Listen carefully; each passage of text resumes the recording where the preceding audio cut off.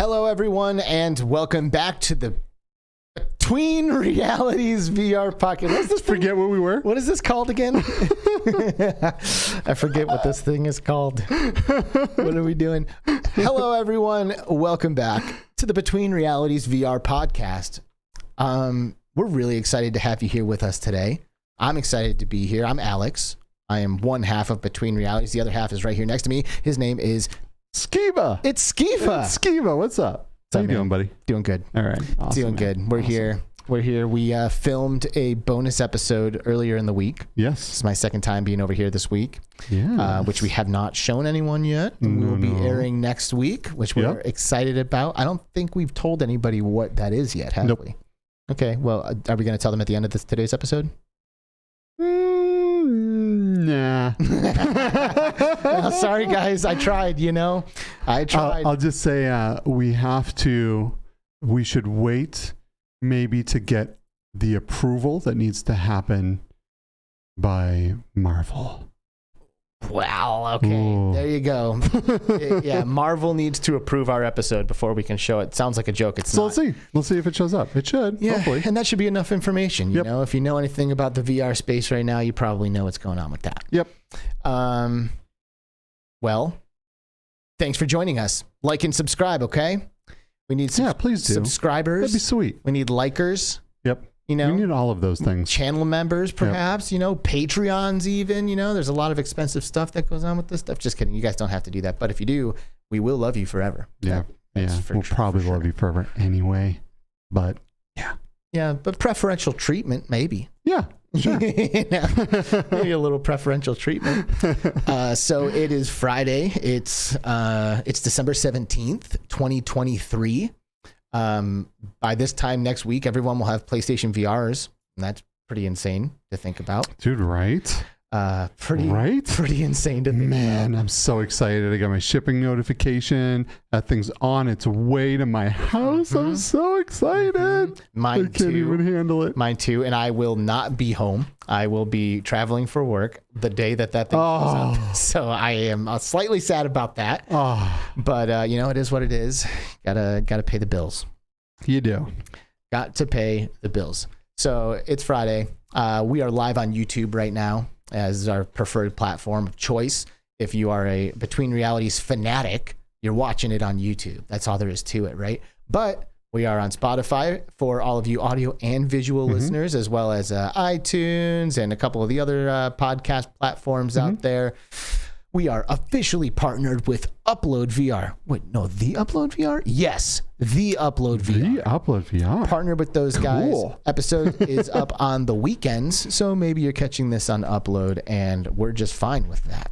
Stay on Upload. Stay there on the site while watching the show, because that helps everybody. Okay? That's pretty much all those things, right? That's all those things. I don't normally have like a list of things to say like that, but I feel like I'm trying to be better at like the like and subscribe thing. For sure. Mentioning Upload. I've mentioned before that, like, imagine if there was a way with literally just doing this with your finger, it could make someone's day, right? So if you just click that subscribe button, just click. Oh, it makes my day. You meant click the subscribe button. Yeah, I thought you meant something else. Well, there's that too. But if you just click that subscribe button, it'll make both of our days. It'll make us very happy people. Imagine anything else in life that would make someone happy by doing this. Well, I just did, but I appreciate what you're saying with that. And like and subscribe, okay, y'all? As always, I want to take a moment to give a little shout out to the Between Realities community before we dive into today's epic discussion, which of course, we're always excited. Like I was about to say we're excited, but like we were always excited, but we are excited. Because we typically will have somebody who's doing something insanely awesome in the VR space. We're lucky that way. Yeah, we are. We are. For real. But I do want to say hi to people who have joined us here today for the live show. Bradley John Eaglefeather, who writes up a tweet about the episodes every single week. Dude, thank you, man. We love you. He's the man. Thank you. Thank you so much for being here for the live broadcast. Classy Grandma, whoop, whoop. She's here. What's up, Classy Grandma? She's the real deal. Mike Newton says, The weekend. Skiva didn't even have to look. You know, he didn't even have to look. He's our dude, and he is correct. Welcome back to the land of the free, my good sir. We're happy to have you back in the States, and I'm looking forward to maybe meeting up with you at some point next time I go to Heck yeah, that'd Ohio. be great. Yeah, he's in Ohio. Awesome. Oh, okay, cool. And nice. Cincinnati, where my work is headquartered, is in Ohio. Nice. So very cool. there it is. That's our connection. Dark Angel's in the house. Did somebody say NEOS? Well, we didn't yet, but since you're mentioning it, yeah, NEOS. It's going to go down. Duggars K is here. What's up, VR peeps? Good to see you, dude. Hey. Fayor Dirkir. Ooh. Right. Fayor Dirkir. Well, thank you for coming and joining us and commenting, because it must be the first time, because I don't think I've ever said that out loud. Thanks for coming. Yeah, thanks for being here. Pabark, what's up, bro? Hey, good to see you, man. Pabark is an OG homie of mine. You know, Skiva met him at my bachelor party. He was a bearded fellow with a leather jacket, looking like he belongs in a biker gang or something like that. Just like that's like the Switchblade kind of vibe, you know. But he's a dude who loves video games and loves VR, but like hasn't been able to like get into it at the right time. Like he bought a Quest and tried to do PSVR with it, and just like his PC couldn't run the games, blah blah blah. But now he's got the PS5. PSVR 2 is flying in hot. Can't wait. And we're gonna be playing VR games together, bro. Yep, I'm looking forward to it. Wolf Raza, what's up, man? Hey, Wolf Raza. Thanks for joining us. Red/Ace is in the house. Hey. One of our beloved channel members. Yes, thank you. Yes.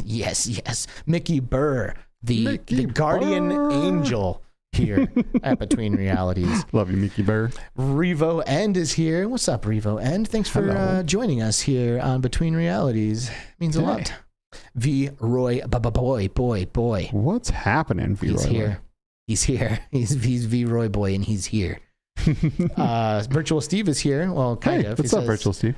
Out to dinner with the family, or else he'd stay. But he's got about 20 plus hours in NEOS. Right? This thing. Yeah, I just introduced him recently to NEOS. In the last few weeks, working on his own social game. Interesting. Heck yeah. Oh, can't wait to hear more about it. He hopped in and immediately started making a game. Dude, he's got skills. He does. He's pretty rad. Underrated. Yeah. And underfollowed. Yep. Like, seriously, y'all, you should check out Virtual Steve. He does really cool stuff. Yeah, he does. Getting things done. Hey! What's up, baby? What's up? Great to see you. Thanks for stopping by, Mr. Jija Dun. Blizzado is in the house as well. Hello. That's right, Blizzado. Thanks for being here. Gamertag VR, Mr. PSVR 2 himself. Wow. You know, I love me some GT. Me too, man. He is the true homie, I gotta say. He is. Good dude. Yeah. Good dude, amazing content, and truly wants to see VR be all it can be. Love that guy. Yeah, I had a great little excursion with him when we were in Salt Lake. Just like me and him walking through the streets. Going to a nightclub, getting ripped off. It was a great time. It was a great time. Yeah, I remember it fondly, even though that happened. Yeah. Always good to see you, Mang. Bluebell's here. Hey, Bluebell. What's up, Bluebell? Thanks for being here with us. Amelia Faust in the house. Hey, that's another person I recently brought into NEOS, and now she isn't able to leave. Anybody who takes the NEOS tour with Skiva gets stuck there. You know, that's just it. She came over from Second Life, so this is going to be a very interesting episode for her, I think. That is interesting. Second Life, that's somewhat relevant to today's conversation. We just found out. So Amelia is here. Thanks for showing up. What's up? Thanks for coming.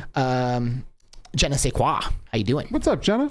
Jenna's in the house. How's it going? Yeah, and Tribe Grey Wolf. That is right, baby. What's up, Tribe? He's here. Hey, by the way, shout out Tribe Grey Wolf getting involved in this HTC thing. Yeah, dude, right? HTC flew Tribe, the whole tribe, him and Jordy, out to headquarters, like did a giveaway for the channel, like all kinds of cool stuff. Dude, like I'm living vicariously through you, brother. Like, good job, Tribe. Congratulations, man. Classy Grandma hitting the... Oh, wrong button. God damn it. Classy Grandma hitting the $5 super chat saying it's called Between Realities and we love you guys.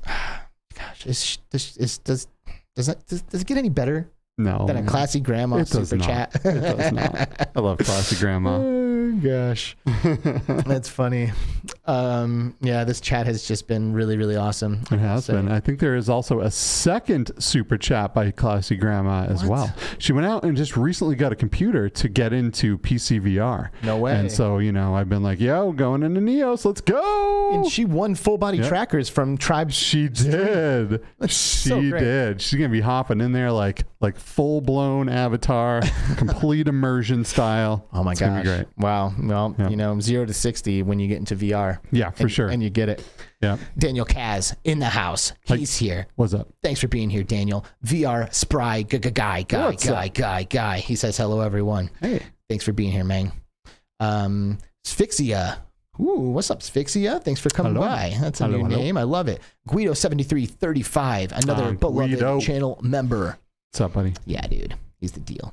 Epic Easton 197. Thanks for rolling through. Hope NEOS isn't going down. Us too. We'll have to figure out what's going on with that thing. Hussein X is also here. Hussein X is everywhere. You just can't miss Hussein X if there's a show going down. Man. He's been a part of the community since the very beginning. One of the OGs. Yeah. What about the Grumpy Duck? Oh, heck yeah. What's up, Grumpy? The Grumpy Duck. If you ever want to hear an episode with some profanity in it, go back and watch our Grumpy Duck episode. I thought I swore a lot, and, you know, Grumpy Duck. He's the guy. He's an expressive fella. Yeah, gotta say. Todd. What's up, Todd? Hey, Todd. What do you think? You think the sweater? I mean, I know I've worn the hoodie on the show before, but it's just like, you know, if I need something that's like a little warmer, I always grab my Q2C VR hoodie. Todd's another one that's like, what's NEOS? And eventually I got him in there. And another one that hasn't left since. He's made all kinds of cool custom stuff in there. He's made worlds. He's made toys. He's like in it now to win it. So, yeah. So anyway, the stream delay to answer the question for Epic Easton here is not as long as it seems. It's about 20 seconds. I think. It just took us a while to get through the chat, and you know, you got to start at the top, right? Yeah. I see CreeperBetty here. What's up, CreeperBetty? Hey, how's it going? How did you slip through the cracks? Hello. Oh, sneaky Betty. Sneaky Creeper. Sneaky Betty. And Fayor Durkir. I think I shouted out Fayor earlier. Okay, well anyway, thanks for being here, everyone. You guys aren't the only ones here. We also have a guest today, which is nothing new here for Between Realities. We always have guests, and I think that's one of the things about Between Realities, you know? It is. We always have a guest. And you know what's exciting about this guest is every week I somehow find a way to gush about NEOS. And this episode, it will be completely acceptable for me to do so the entire time. Yeah. I mean, you know, we've been dealing with it. You know, we've been allowing you. Ultimately, it's half your show, so whatever you want to talk about NEOS every day, that's fine. But this is a real NEOS episode because we have a graphics programmer. Is that right? Is that the right title? I believe so. We'll have to ask him when he gets here. I think that's right. A graphics programmer that works directly on the NEOS project. And if it hasn't been made completely obvious by now, it's one of our favorite things in VR, if not our favorite. Definitely Skiva's favorite. Definitely my favorite. Yep. So let's welcome him on, please. Everybody, welcome to Between Realities, Geenz from NEOS VR. What's up, Geenz? Hey. Hey there. Great to be on the show. Heck yeah. Thanks for coming, joining us, dude. Thank you for coming. Thanks for the invite. Absolutely. Yeah, well, you know, we got to meet up in Vegas. You know, you and Chroma from the NEOS team were romping around Vegas together, and you know, long story short, we ended up at the same place. You came to our industry party, and we were able to kick back a few drinks and get to know each other a little bit, and you know, the rest is history, right? Here you are. You've joined us. Yeah. Was that the best night of your life, or just us? Oh goodness, yeah, no, that was very fun. Definitely had a blast. So, well, glad you could make it, man. That's good. We were so stoked that you were coming, that Chroma was coming, even Nexelin came, which is pretty awesome. Yeah, you know, another community member and part-time helper, I think maybe over there. So yeah, it was great. It was so great to like see these familiar faces in human avatar form, right? So. Yeah. Well, I mean, it was definitely great to come out. It was CES was honestly a blast. Saw a lot of really cool things this year. Can't wait for next year. Hopefully VR has at least the same kind of presence as it did this year, if not bigger. Yeah. Yeah, I'm sure that'll be the case. Every year that we've gone, the VR presence has gotten bigger and bigger and bigger. And you know, it's wild because you go there and it's like you would think the entire show's about VR because every single CES you know, promotional material has someone in a VR headset. You know, there was Sony PlayStation VR 2s all over everything. Like literally, it just had such a huge presence, and I can't wait for it to become even bigger. Yeah, dude. Yeah. Even like booths that weren't VR had VR in them. I know. You know, it's like typically it's like only VR. Like if they have a headset, they're like selling that headset. Yeah. You know, like we walked by like ADT, which is a home security system, and they had a VR telepresence robot where you could like trap yourself in a safe room if like people come in and try to steal all your stuff, and then you can put on a VR headset and like take telepresence control over a robot and go out there and beat them up and like, you know, just wild stuff, man. We definitely are in the future, living in the future right now. Really cool stuff. Yeah. Yeah. And speaking of PSVR 2, like, you know, I think that's like one of the, price point is a little bit high, especially considering you need the PlayStation 5 to go with the PSVR 2, which thankfully those have finally started to get to reasonable prices. But like getting VR into the living room without needing like a high-end gaming PC, like that's big, and like good VR too at that as well. Yeah. Like I think that like the stars are starting to align in terms of like consumer VR really becoming this big deal finally after many years of this being like really more of an enthusiast sort of thing. And well, you also got a Quest go to boot there on the standalone side of things. Right. It is so cool because the PSVR 2, for anyone that doesn't know, developers are saying that they are seeing a 10% increase in the PSVR 2 with this dynamic foveated rendering and the power of the PSVR 2 over high-end gaming computers running a 3090 Ti. Which is thousands of dollars. So when I have a 3090 and I bought it at launch, and that card by itself was $2,000, right? So the Ti came out as an upgrade to the 3090, and developers are getting better performance on the PSVR 2 than they are with high-end gaming PCs, which is nuts. Which means so many people are going to be able to like really see amazing, mind-blowing VR. You know, for the price of a cell phone. That's nuts. That's nuts. And I personally love how like with a console, like if you're trying to get into VR and you're like, okay, I guess I got to get a computer, you go out and you get the computer and the headset and the everything, you know, like it all comes as this like one big huge lump that is all made for a specific purpose. But there's so many people out there who already have PS5s. Like they bought it without even thinking about VR.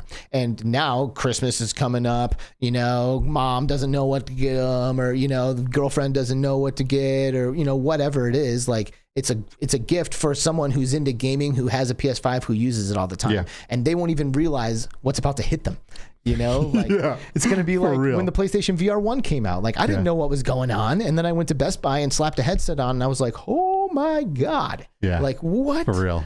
What? So I really do think it's going to blow a lot of minds. I think it is going to get traction. Not everybody believes that it will. A lot of people are like worried about the success of the PSVR 2 or whatever, but I am feeling pretty confident that we are going to see an entire new wave of VR users who were not previously involved. I think so too.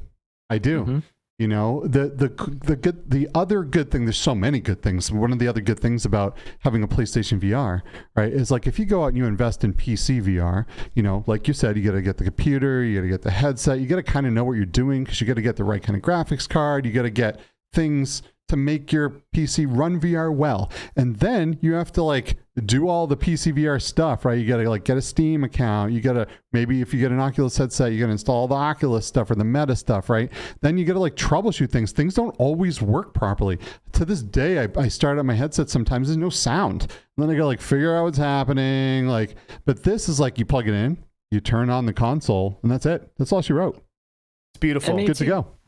It's even simpler than like the PSVR 1, where you had like the Move camera, then you had the Move controllers, and then you had to go through and run cables for pretty much everything. Just one and done. That's it. You're done. Boom.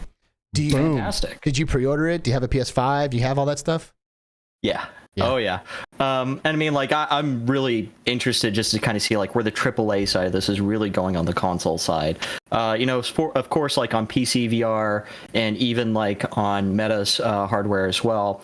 Like we have some really good experiences there, but as you guys said, it's a hassle for the PC VR side of things. Meta makes this pretty easy in terms of like really being able just to jump in and do things. But like we're still not at that sort of AAA kind of graphics quality or AAA quality experiences necessarily in that regard. So far, there's only been so many companies who've even gotten close, and it's been on the PC VR side. I mean, I know it's a almost 4-year-old game at this point, but like Half-Life Alyx is still kind of like the benchmark if you want to do like AAA PC VR gaming at this point. And we haven't really seen many things that are as compelling as that.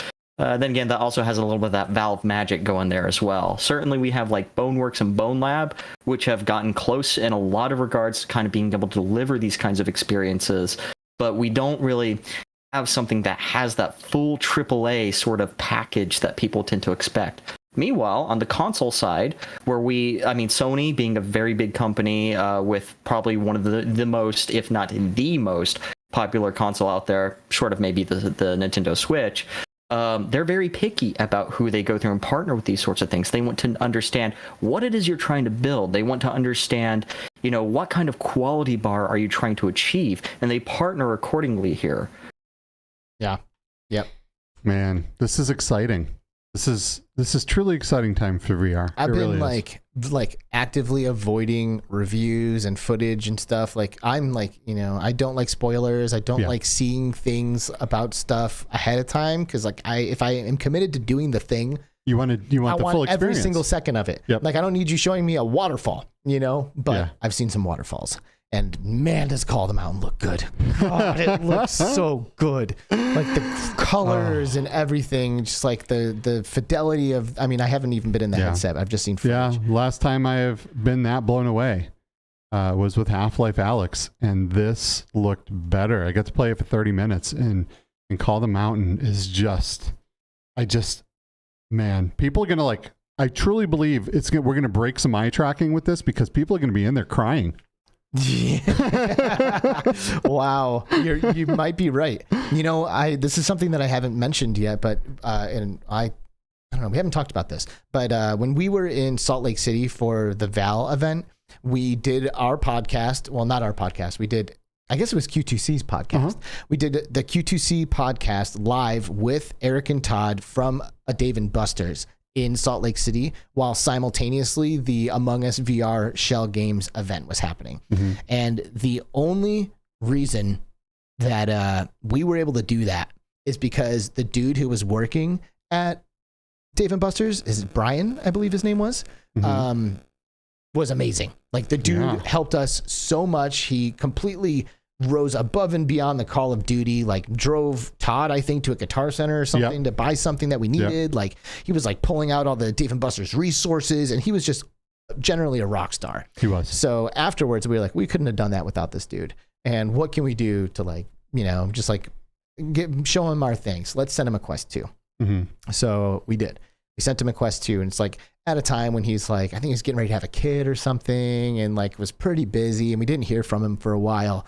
But eventually, maybe a month or two after we sent him this Quest, we got a message from him saying, hey guys, I've been busy, this, that, and the other thing, but I just wanted to thank you guys for sending me this Quest. And he shared a story about how his dad was an avid Star Wars fan, or is an avid Star Trek. His dad is an avid Star Trek fan, and he was able to put his dad into Star Trek Bridge Crew, and his dad wept with the headset on.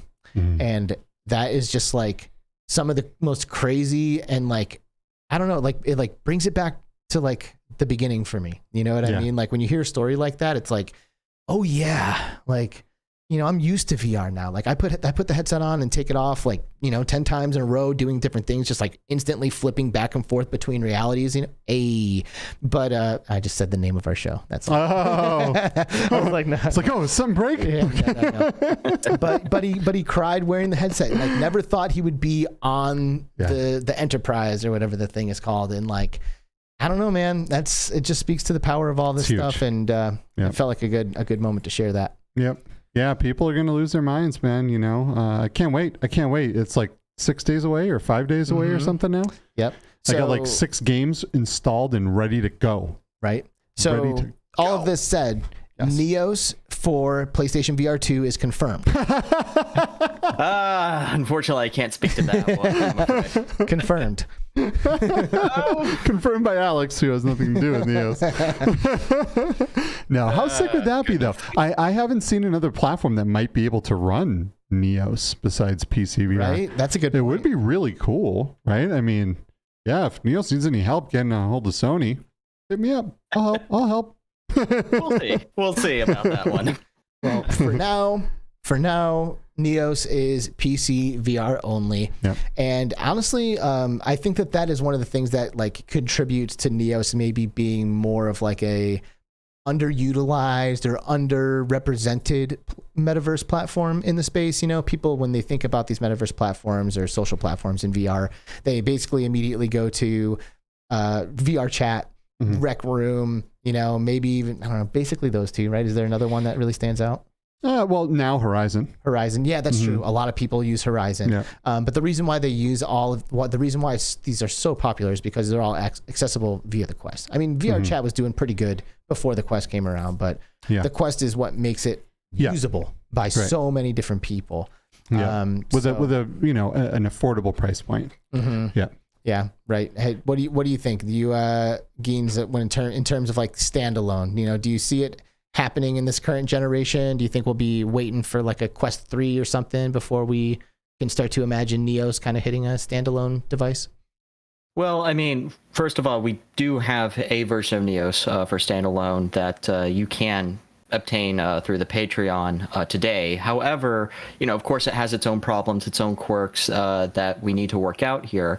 But like really, it's kind of weird to kind of say like, oh, well, standalone is where it's at when it comes down to NEOS, because of what NEOS fundamentally is at the end of the day. You can think of it more as like a collaborative game engine. One comparison I always see being drawn is its collaborative Unity engine, which not quite what we're going for, but kind of where it's gone. That's not a bad thing necessarily, but it does require like world authors, for example, to optimize their experiences for a standalone device such as the Quest 2. One thing I would love to at some point in the future start messing with is like really getting it onto like the Quest Pro, for example. I have one and I actually love it as my travel headset. The eye and face tracking. I mean, I'm sorry, it's NEOS. Like we're all about like having immersive avatars and stuff like that. Gotta have the eye and face tracking when you're on the go, right? But like that's going to be the big thing for something like NEOS, is putting that ability to optimize for specific kinds of hardware in world creators' hands, like content creators. It's ultimately on them to figure out like, okay, what's the best way to make this work? I want to target it for Quest 2.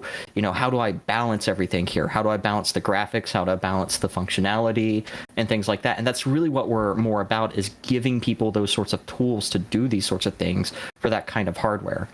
Which is awesome. But, I'm not a world builder. You know what I mean? And like, I don't think the vast majority of social VR users are either.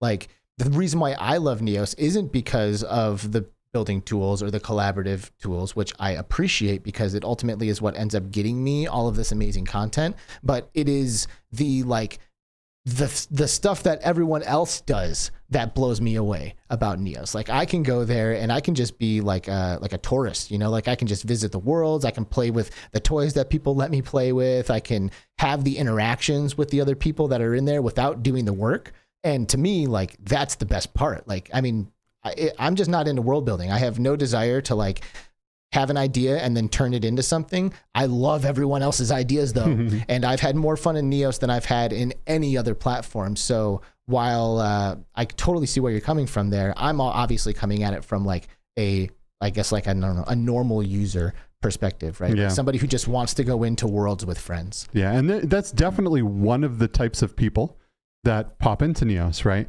Are the people that want that, VR chattish experience, right? Where they just want to go in, they want to play with stuff, they want to visit worlds, and they want to hang out with their friends. And they don't want to do any developing. But then there are people, and I bring in a lot of new people into NEOS, right?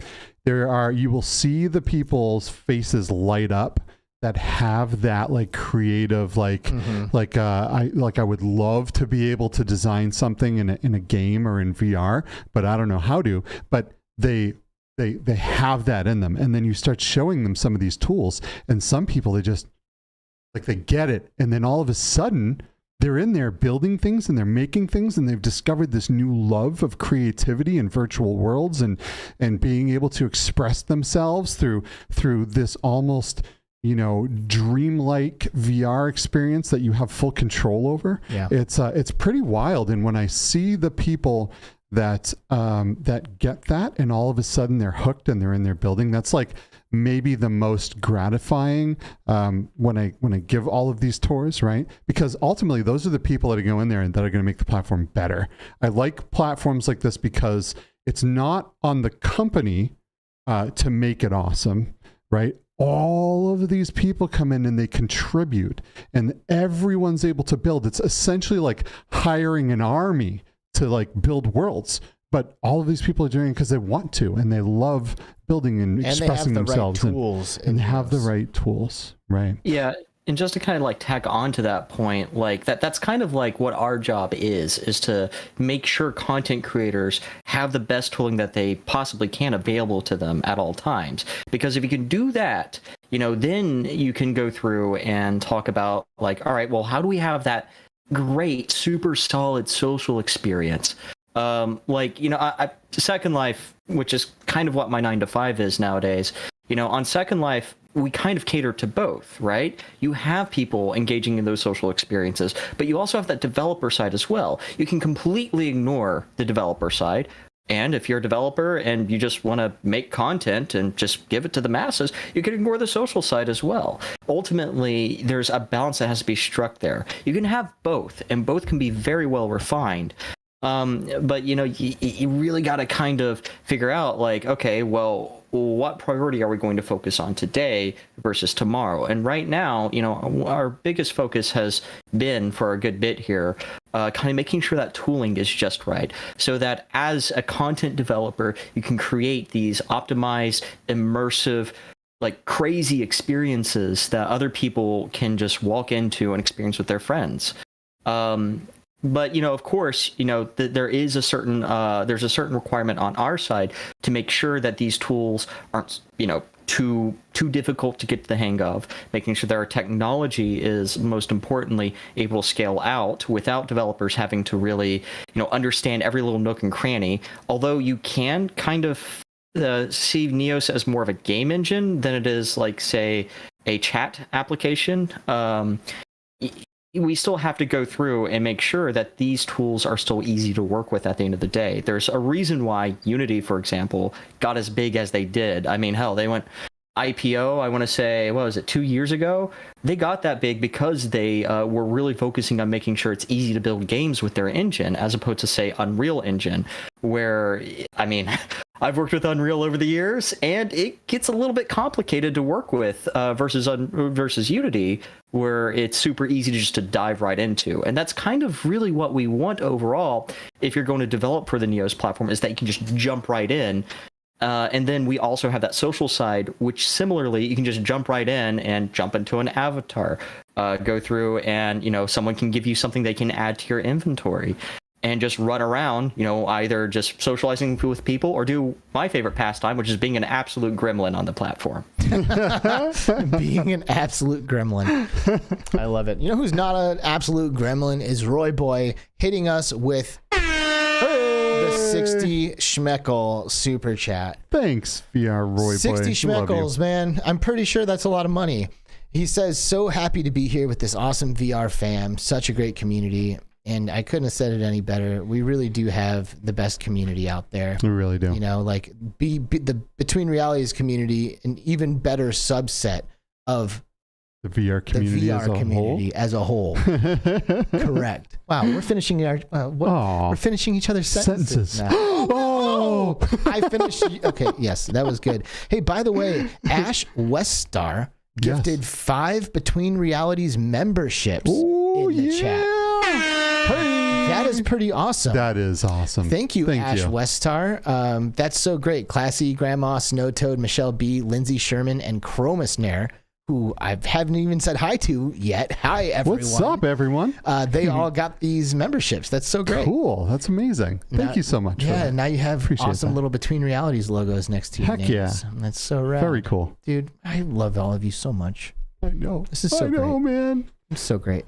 So community being a big topic of our show today, right? Sure. So this is awesome because NEOS is ultimately a place of community and a place to go in and hang out with people and build relationships. Just like, you know, people that know me know I love to go to events. I love to network. I love to get to know new people and make new friends, right? And to be able to do that from my home in a place that has very little limitations compared to real life.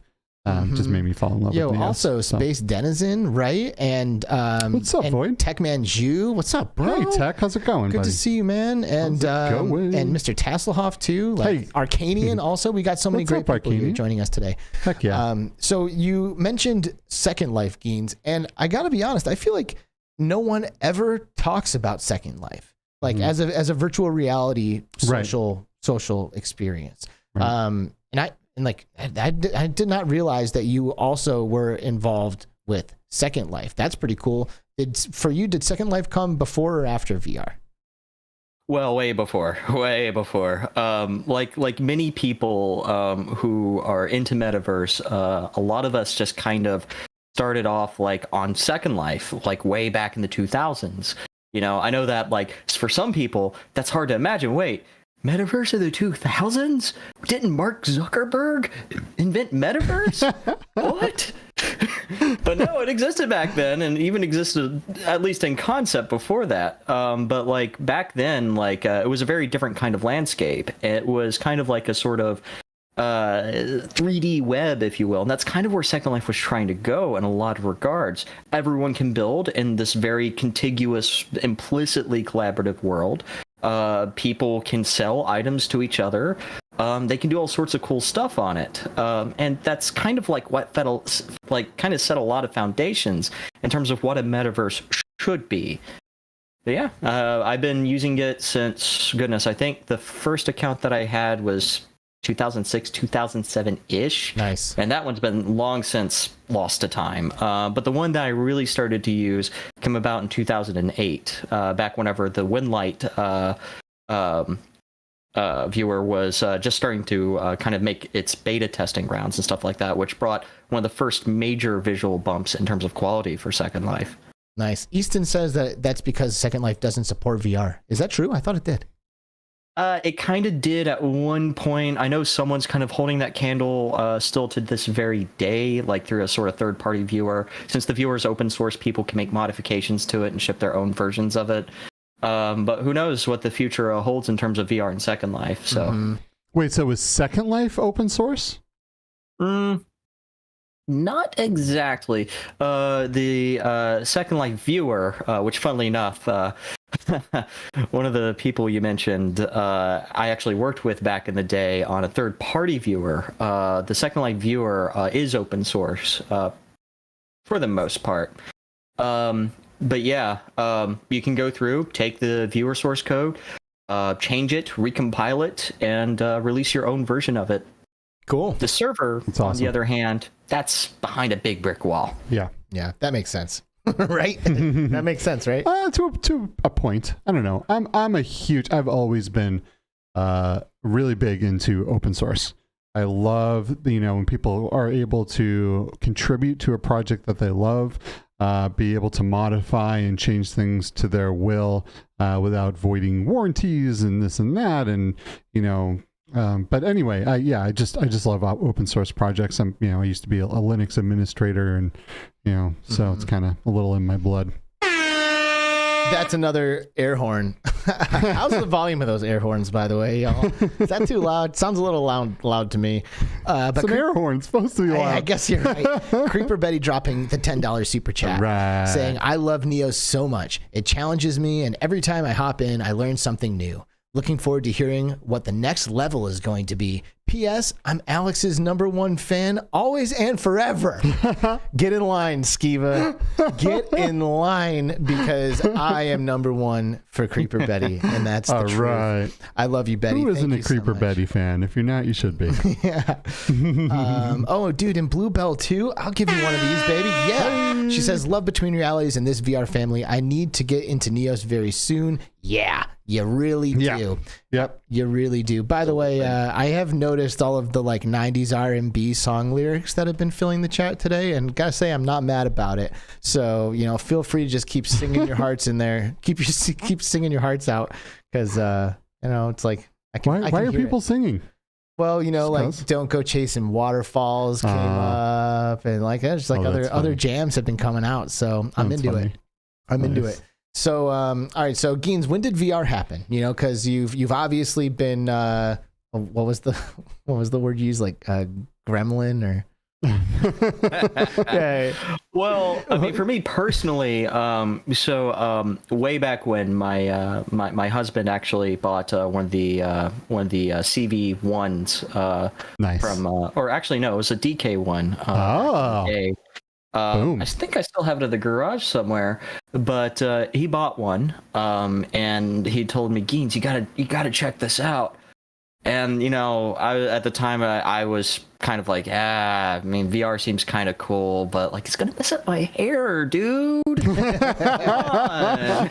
And also, it kind of sucks right now. And I tried it, and I was like, you know what? I could see this getting better. Right. And after trying it, at first I wasn't really the hugest fan. I figured, we'll give it some time, let it evolve a little bit, kind of come back to it at some point. And he was a little bit of a sort of enthusiast, at least to an extent. And back in those days, you had to be man, through all that effort to get an Oculus DK1 working. Which was 3'd off, by the way. Then. Which was 3'd off. So yes, very, very low resolution, and no spatial tracking. And no hand presence either, right? Right, no hand. Yeah. It was as basic as it comes, really. And I mean, and now you're a graphics programmer for the coolest VR application out there. So what happened that convinced you that this is something that you really need to be spending time in? So what really convinced me, funnily enough, was working for Meta. I started working for Meta just before the Quest 1 really came out. Everyone knew it was coming, and then I got to try one. I'm like, you know what? This is pretty darn good. It's an all-in-one unit. Yeah, it's kind of a pea shooter in terms of hardware, but I can put it on and I'm just there. And who knows, maybe they'll go through and find some way to link it up to a PC, and you can use it like a Rift or something like that. And sure enough, they did shortly after. And that's really kind of where I started to jump a little bit more into it. Of course, the Index came out, and I immediately pre-ordered it. Got my copy of Half-Life Alyx because that looked really cool. And it generally, it was just all kind of downhill from there, as they say, right? Because, at that point, the hardware compared to say the OG Vive, which I still have that one somewhere in the house. It was cool, but it just really wasn't super my thing. The hardware just really wasn't there. I'm someone who gets kind of motion sick somewhat easily at times. And, having to kind of wear sunglasses just to exist sometimes, I just felt like that there was a lot to go whenever we were in those Vive days. But then today, looking at the original Quest, the Index, and everything that's just kind of come after, it's a totally different sort of market today, and we have totally different headsets and hardware and technology that makes this a fantastic experience that's extremely immersive, so long as you have the right setup, which is still a pain point. But hey, again, PSVR 2, really hoping that there's a lot of lessons I could learn from that. Yeah. I mean, you know, running NEOS is not an easy accomplishment for a machine. You know, like, we're working on it. Even like the beastly machines out there, like Skiva's with his insanely huge graphics cards, like can struggle in there, you know, and like can lose frames, and like we're still not getting that like perfect situation. But I mean, it makes sense because there's a lot of heaviness going on there. It is pushing the limits, you know, like we're enthusiasts and we have always loved pushing the limits of what tech can do and what VR can do. And there is no better way to see what's possible in VR than in NEOS. Yeah. Hey, by the way, shout out to Viarsis joining the Between Realities crew. I hope I pronounced that right. But thank you for becoming a channel member. I'll give you the air horn. I feel like I'm hurting myself with these air horns now. But I'm happy to celebrate donations and channel memberships. So thank you guys for being a part of this. And thank you, Viarsis, for becoming a member. And teach me how to pronounce your name, because I cannot. I want to make sure I'm doing it right. But, you know, I want to, by the way, just for the record, say that because my video card is like a 1070. A 1070. I have a 1070. That must be like the best old video card in the world, because it's pretty good, man. Like I have been able to run NEOS. I've been able to run basically anything I've wanted on that PC and not really had too many issues. And even while like recording simultaneously and stuff like that. So, you know, I don't want people to get scared off of NEOS thinking that their computer just simply can't run it. Like I have a 1070, it runs it, and I've had some of the best times. I mean, you're not getting 90 frames a second. No. Right. But it runs it. So, you know, just, you know, taper your expectations, I guess, if you have a potato PC or something. Right. But yeah. So what happened to get you to join the NEOS team? Right. Like, tell us about how that happened. That's a bit of a story for sure. So let's see here. I think the first time I ever used NEOS was in 2019. And it was like sometime in December of 2019. And of course, you know, kind of being around Second Life and Metaverse as a field for, let's see, I want to say about 15 years at this point. So it's a bit in back then. You know, like I was always kind of curious, like, okay, is there something Second Life like out there? Is there something that kind of takes a lot of that creativity, that creative potential, and apply it in a VR space? I knew a VR chat at the time, and working in an editor like Unity or something like that, it's not that appealing to me. It feels like too much of a job, if that makes sense. Whereas, like, you know, working in Second Life, you know, you have people you can talk to, you have people you can work with, people who can come up to you and help you out. Like, these are very important things whenever you're going through and really getting into building things for some people. And, you know, just kind of surveying what was out there, I just happened across NEOS. I had a Quest 1. I plugged it in to my laptop just to see how well this would handle. And, you know, I thought it was the coolest thing ever. I started trying to mess around a little bit. Of course, back in those days, you know, we hardly had any sessions available back then. And I kind of put it down for a little bit, just kind of occasionally popping in when there's an update, kind of see what was going on. Kind of poking around certain things here and there that technically you're not supposed to, but you know, engineers like to get a little bit curious at times. And then I want to say, like, let's see here, 2020 rolls around. Of course, we're full swing in the pandemic. You know, everyone is shutting down events, things like that. And then there was a furry convention that wanted to build a virtual event called VBLFC. Which is supposed to be like a sort of extension of their real life event. And, you know, I was kind of tinkering around in the space a little bit. I knew a lot of the decision makers there. And I said, well, how about we do something like on VR Chat or NEOS? Let's go through and, like, you know, figure out how much this is going to cost and all this other stuff. And NEOS really stuck in a lot of regards. And, just sat here and thought, you know what? I know how I could probably make this better from a graphical perspective. There's a lot of easy wins here. I have a few ideas on how we can make, like, for example, custom shaders work eventually someday. And, I know generally Unity vaguely well enough from an API standpoint that I could just replace Unity with a whole new graphics engine. Let's talk to some people. So I think that's really whenever I first engaged Fruxius about this stuff. And kind of we started like talking a little bit, had a little bit of back and forth, went into 2021, and then kind of got to a point where there was apparently a vote on the team to see if there's any interest in bringing me on. And next thing I knew, I was being invited to a private session, and hey, you're a team member. Boom! Congratulations. That's so cool. Yeah, that's really cool. How's it? Have you enjoyed it? Is it something that you're proud of? Being a part of the NEOS team. Well, I'll be honest, like, it has its challenges. Any team has its challenges. Like, let's be real here. Yeah. Like, you're always going to run into those sorts of things.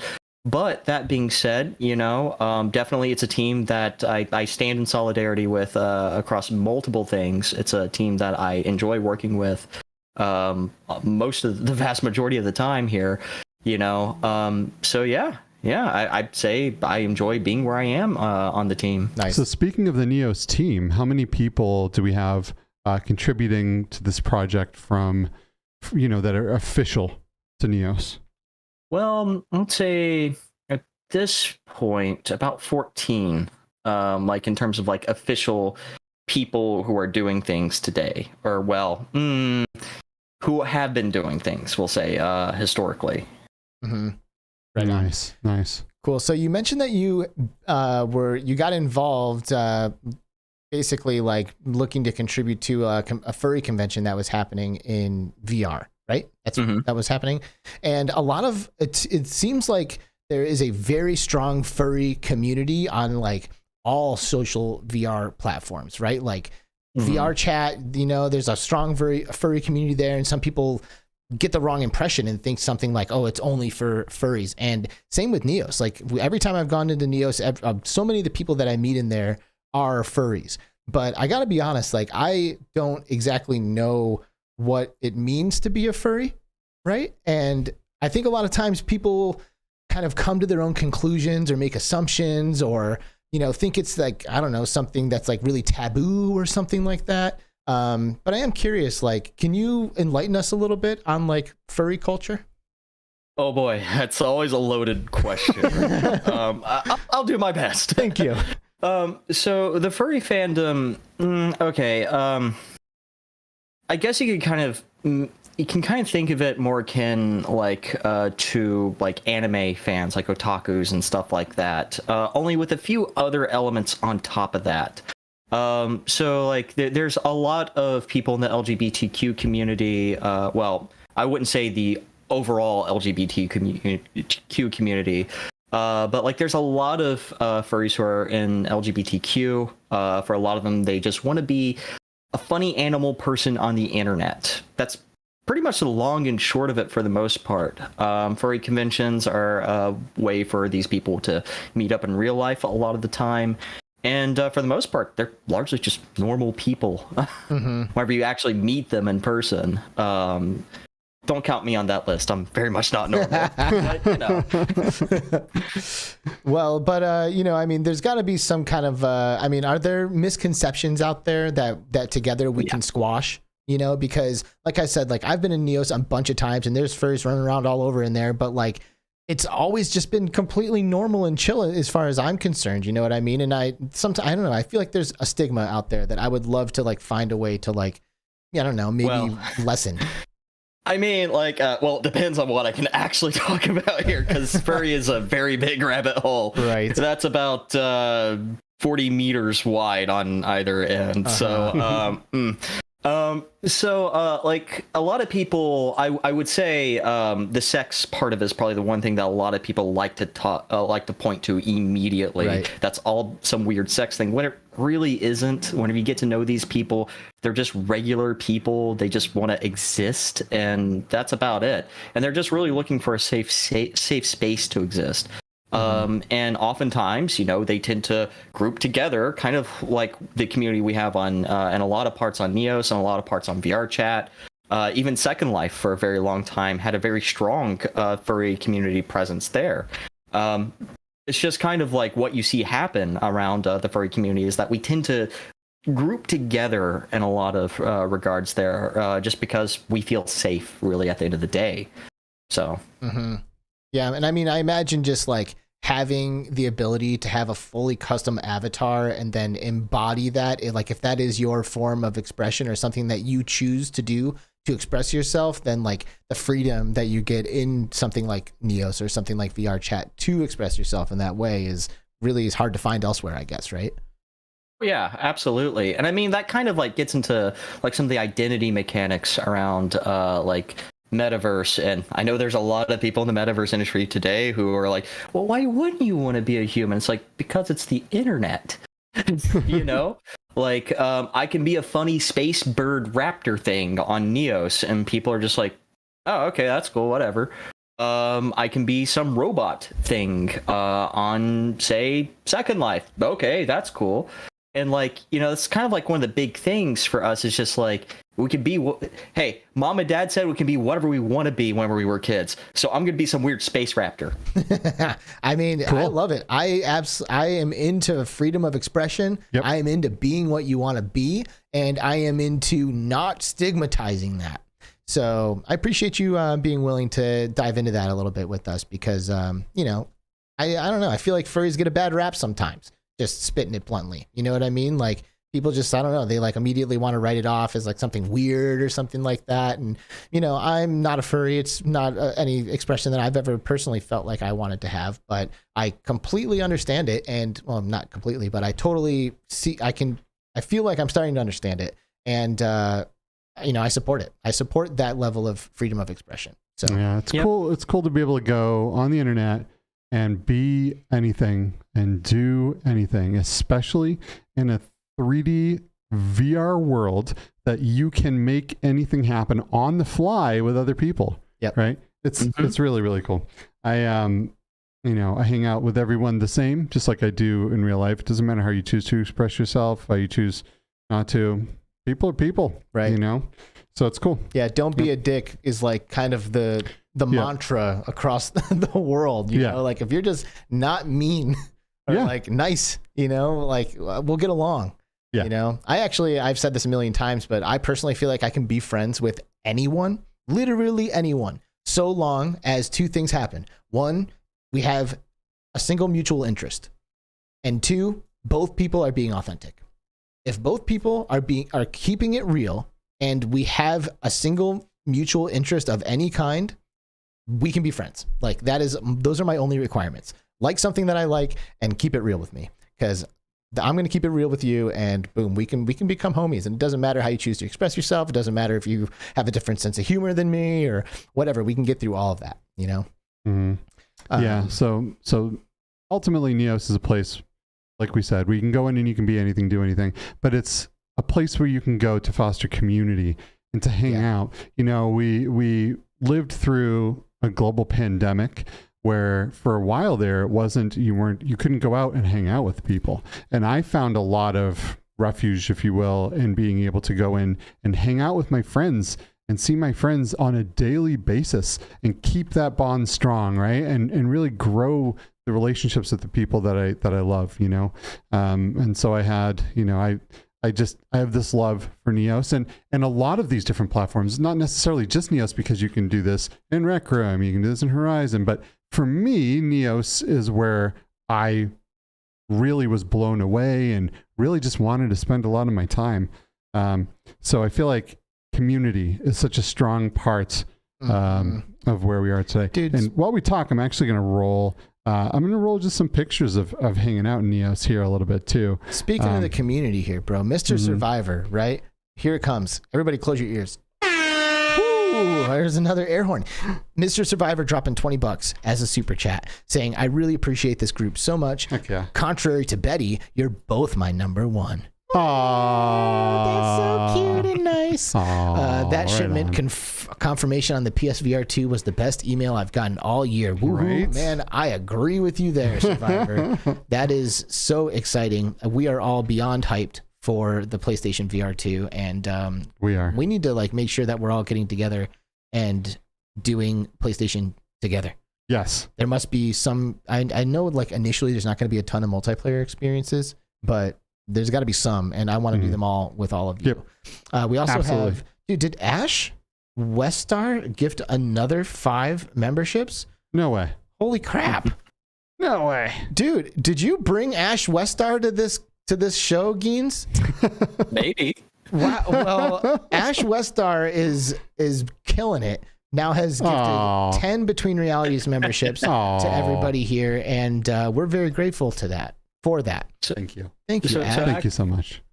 So actually, going back to the whole Second Life thing, Ash Westar is actually someone that I worked with previously on like third-party viewers. We actually were working on one together back, I want to say, 2011, something like that, where we basically were trying to build like a sort of like gaming viewer. Basically, it was pretty well optimized, added a little bit of graphics, magic to it.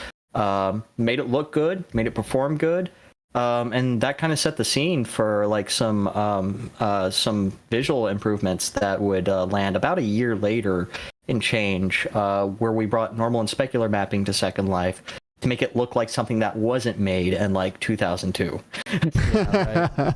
Nice. Just kind of shows you the power of open source does actually matter when it comes down to these sorts of things. It does. I agree. Shout out Royboy too, becoming a channel member for looks like the 4th month in a row. Heck yeah. Man, we've been having had the channel member thing for a minute now. I know. It has, yeah. Wow. Yeah, for sure. That's awesome. Thanks, dude. It's been a minute. Thanks, dude. All right, well, I don't know. I feel like it's Skiva time. You know? Skiva time. Like, yeah, this is your chance. You know, we've got Geenz on the show. We're talking about NEOS. We can ask one of the hardworking NEOS members anything we want. You know what I mean? Wow. So what do you want to know? Man, so it's pretty rare that I like really write down, like when we do a show like this, I will write down a few questions that in case me and Alex look at each other like, oh, what should we talk about next? We just have like a little pot of questions to pull from, right? But I have like, in 5 minutes, I wrote down like 2 pages of stuff here because like, I just love NEOS so much. So yeah. So there's all kinds of amazing things that we can talk about here. Let's get into real quick. What type of things does NEOS support? So for me, I'm a VR enthusiast. I have all kinds of equipment. I have face trackers. I have body trackers. I have haptic vests. I have everything you could ever imagine. Can you tell me a little bit how peripherals maybe work? Is this something that the NEOS team has to go, oh, we got to implement another thing? Or can the community do it themselves? Well, that's a very interesting question with a few different layers to it. So well, let's start with kind of like what the process is to actually add support for something. So, I mean, we do have the ability to support just about anything under the sun. Thankfully, you know, NEOS is sufficiently well engineered that like adding a face tracker isn't the hardest, most difficult thing in the world for us to do. Same goes for like specific eye tracking setups and things like that. But to kind of like touch on like someone third party being able to do this, I'm going to use the Quest Pro as an example here. Now, of course, everyone, well, a lot of people know about the current situation around updates and things like that. But I actually have a pseudo, more I guess second party, something like that. I have a sort of mod that I've actually made to add Quest Pro support for eye and face tracking. Now, of course, DFG Hiatus, a NEOS community member, kind of got the ball rolling on this, and I've more or less just kind of taken it over at this point, and I've actually written like a proper device driver, and you can see the source code, you can build it, you can turn it, you can load it as a mod, and boom, you have Iron Face tracking on a Quest Pro, whether you're tethered to a computer or whether you're in the other room over Airlink or something like that. So it's pretty robust in terms of what we can support, and if you want to add support for something that we currently don't support, you can go through and build a mod for it, since we have a pretty open modding policy. Nice. So not only can you go in and create things and kind of build within NEOS, but you can mod its client as well. Mm-hmm. Nice. Now, granted, a lot of the modding stuff admittedly kind of started as like a sort of, maybe you don't tell the team about this sort of thing, but it's since evolved to the point where like you even have team members who occasionally will go through and tinker with a mod here and there. There's at least a few people on the team who do this from time to time to go through and just kind of say, well, I want some quality of life stuff today, so I'm going to go through and build a mod for it. The modding community has been generally pretty active for past year or two, and there's some really great people in there for sure. Yeah, it's cool because not only can you mod the clients, you can go in and you can do all of this stuff within NEOS itself, and you can open inspector windows and kind of play Unity, the VR game, right, where you can all get together and do things. But you can also there's no real limit here, right? So like one of the cool things I found with NEOS is you're not just stuck. Let's say in Rec Room, like you have a builder tool. Right, and that's what you use, and that's what he uses, and that's what he uses, and that's what she uses, and you make all your stuff. But the building is kind of limited to what that tool can provide. But in NEOS, you can even change and create your own tools, right? So if you find a better way to do something, and you're building, and you find I wish there was a tool that did this. Well, you don't have to hope and write to the company and be like, dear NEOS, please make a tool. You can do it your damn self. Right? You can make your own tools and modify the tools into what you want them to be, which is amazing. So from the creative part of building worlds to modding the client to creating and modifying the actual build tools themselves, I have found that NEOS doesn't have any real limitations. And I've never been able to say that about almost anything that I've ever come up with and experienced in life in general. So when I found NEOS, it really blew me away because I found that it was like your full imagination completely realized. You can do anything, you can be anything, you can create anything on the fly with friends, by yourself. It doesn't matter. Can you think of anything that NEOS can't do? Well, a big one that always keeps on being asked, for me specifically, is custom shaders, but that's a pretty multifaceted issue. It's not that we're never going to have them. It's we want to make sure that we do it right, basically. Yeah. Mm-hmm. Nice. Yeah, shout out Red/Ace, chilling in the chat. He's the homie. And shout out Gearbell, who's in the chat right now. Gearbell. Maybe what's up? I don't want to say my first time in NEOS because I feel like my first time was a pretty topical experience for the most part. Yeah. But like maybe my second time, definitely in the very early days of me going into NEOS, I had the chance to meet Gearbell and really more, I should honestly say, observe Gearbell because Gearbell has made some of the craziest avatars you could ever imagine. And I'm sure she's made all kinds of other stuff too. Yeah. But the avatars that I have seen made by Gearbell are second to none. And like, I'm not saying that lightly, like literally second to none. I've noticed in the chat, Gearbell said you can have superpowers with your avatar. Yep. And that is the truth. Like the stuff that I like, she has avatars that like arms extend out of nowhere and you can reach all the way across a room with it. You can transform your being into like from a humanoid into a puddle of water. And there's like, so like she's like this avatar that was like made out of water. So like you could turn the fist into ice and then slam something. It's just like, ridiculous. Dude, Gearbell is one of the people that I first met in NEOS, and she truly solidified my obsession with the platform. Like Like, I was so blown away by what Gearbell was able to accomplish in there with her avatars that I was an immediate super fan of NEOS. Yep. Like, immediately. And ever since, she's always been, to me, Gearbell will always be the queen of the metaverse, right? Like, she just makes the most incredible things. Like you were saying, one of the first things I saw was she had this avatar made of water, and as we're sitting there talking, she's dripping all over the floor, and there's like a puddle accumulating over there, and then she's like, "Oh, I'll be right back," and all of a sudden her feet turn into like blasts of water, and she goes flying across the world and like to go do something, like someone spawned in or like something wild, and she comes back and there's like a fish floating around, and I'm like, "Oh my god, there's a fish swimming inside you," and she's like, "Yeah," and she reaches in and pulls the fish out, and I'm like, oh my god, I like about lost my mind. Gearbell has a huge part of my obsession with NEOS. Yeah. I was stunned. Yeah. Like, I could not believe that you could do that. Yeah. Couldn't believe it. Unreal. It's absolutely unbelievable. What can your avatar do, Geenz? You got any cool tricks up your sleeve? I have a pop gun that sends people to floating point. Okay, that's cool. But that's an item. I want your avatar to transform or something. Yeah, sorry, it doesn't do much of that. It's more or less weapons of mass hysteria. You know what? That's my thing, and that's like prevented me from being invited to Skiva's intro tours to NEOS.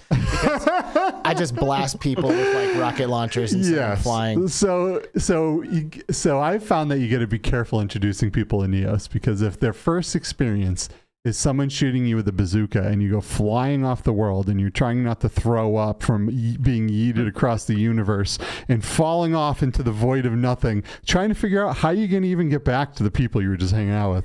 Not necessarily the best experience. I'm like a vampire. I want to soak up all that first time experience for my own self. Yeah, good. Your experience will add to my own. Yes. Wow. So VR with Jasmine. Hey, what's up, Jazz? What's up, How Jasmine? you doing? Thanks for coming by.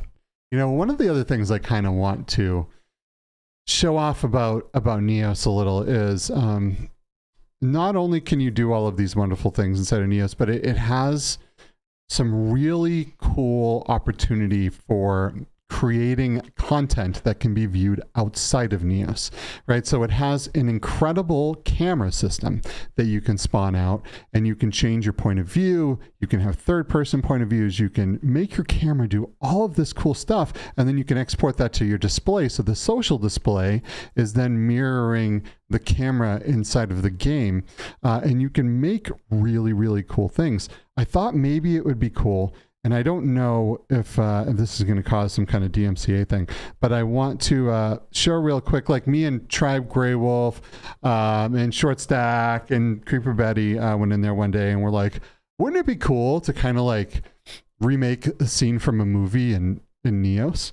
And we're like, oh, well, like what's a good thing that we could do, right? And so we came up with like recreating a scene from The Matrix. And I thought it would be kind of cool to show here. It's not very long, but Tribe was able to edit this together and kind of put the actual scene of The Matrix in the corner so you can kind of see. And it was just a fun little thing. We did it over a couple of hours, just hanging out, having fun. Are you running it with the audio? Yeah, I'm going to run it with the audio, so we might, we might get in trouble, but let's find out. Whatever. All right.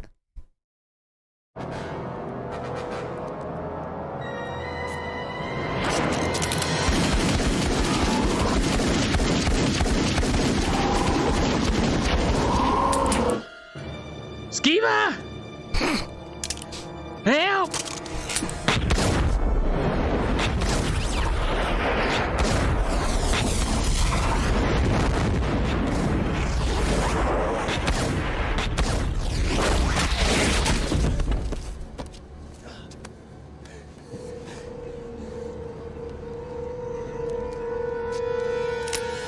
Only human. Dodge this, Stacks. So that's a fun little clip. It's so good. Yeah, it's pretty cool. I'm not gonna lie, it's pretty cool that we did all of that using just in-game tools, right? I mean, and then Tribe went in and kind of put the actual Matrix scene next to it, and we tried to make it like pretty exact. But we built parts of the scene. We modified weapons in there to work like they do in the Matrix. We tried to angle the cameras in the right way, and like, this isn't something that took us months or weeks. This is like something we did when we were hanging out, laughing, having fun. So you can make some really, really cool stuff here. Also, if you watch the beginning of the show, you'll notice that there's like this image of the Between Reality spaceship, and then the camera flies through, and then there's avatars sitting at the desk. Of course, if you weren't already familiar and you see where I'm going with this, that was also made in NEOS. Yeah, so you can do all kinds of cool stuff. And just to kind of like further that as well, I mean, there's VTubers who use NEOS a good bit, just because like being able to change set pieces in real time like that is like a big deal for this sort of stuff. A project that I would love to go through and shout out here is the MetaMovie project as well. Oh, I love the MetaMovie. Yes. Who actually won like a VR award as well. Yeah. They did everything, they did about as much as they could inside of NEOS. The entire world was built in NEOS, in effect. They have actors who actually act out with you and role play with you for the movie, and can interact throughout this experience as well, all within NEOS. I love the MetaMovie so much, and I know that some of the things that happened in my MetaMovie experience were like, you can't do them anywhere else. Like some of that stuff is so rad. Like, just I almost don't want to say anything about it, just because I'm so anti-spoiler. I almost started talking about specific scenes, but trust me when I tell you that the MetaMovie, if you like VR and you like movies and single player games, which I'm assuming basically everybody here probably does, this is unlike any other experience you can have. Like, it's a team of people all revolving God, all revolving. New word right there, I know, revolving. Yeah, that's like when you pistol whip somebody with like a Magnum. Like a team of people all revolving around the hero in the middle, to give one person this like incredibly immersive experience that ultimately ended up winning me over in ways that I did not even see coming. I went in there with one attitude and left with a completely different one, and it all happened naturally. Like, you really, like, I'm not the kind of guy that you could just like, I don't know, change my vibe or like get me to feel a certain way about something, but it happened a couple of times while I was in there, and I can't say enough good things about the MetaMovie, and of course we have NEOS to thank for being the platform. This is one of the coolest experiences I've ever done anywhere, right? Like, we go and watch movies in the theater, we play games to feel like we are a character in that game. It's the closest we can come to embodying a character. But imagine a world where you go, maybe you have a date night or something with your significant other, and you go to the theater, but instead of sitting in the seats, you get up on stage and you play it out yourself, right? And all of the actors are there improvising to whatever you want to do. This isn't something that you go in and they're like, you have to follow this script, right? You do what you want, and the actors will evolve and change the entire thing into how, like the story that you are also creating within this, right? Like, Alex popped one of the main characters and killed him. Whoops. And then the whole story changed, right? Like this is just, I can't say enough good things about the MetaMovie and experiences like it, because it was something else. It really was. I didn't trust him, I know. I know. Well, and I think that's kind of like a testament in terms of like what metaverse fundamentally means in terms of the future of entertainment, whenever you can just change things just like that. Like, it's like, everyone talks in the AAA industry like, player choice. Man, Fallout 4 really raising the something. Yeah. In that regard, if we all remember how that played out back in 2016. And then you have something like the MetaMovie, where it's just like, no, you're actually in control. You are the main character. These people around you, yes, they are real people, and you can change the story. Like, that's big. That's the big deal where it comes down to kind of, to me at least, the next generation of entertainment here. Yeah, because it's only going to get easier for these kinds of experiences to happen as like AI and procedurally generated content reach new levels of fidelity. Like right now, we need to you need to basically pay a whole team of actors to pull something like this off. But that's not always going to be necessary to give someone an experience like this. So we might see this immersive theater thing be gain some more popularity or more traction over the next couple of years, but eventually it's going to be Chat GPT who's walking you through there. You know what I mean? True. There are we have tools right now where you type in words and they generate pictures, but there are also tools in development that you can test out that generate 3D objects, right? And then eventually you just do some text to speech and you will be able to speak into existence whatever you want.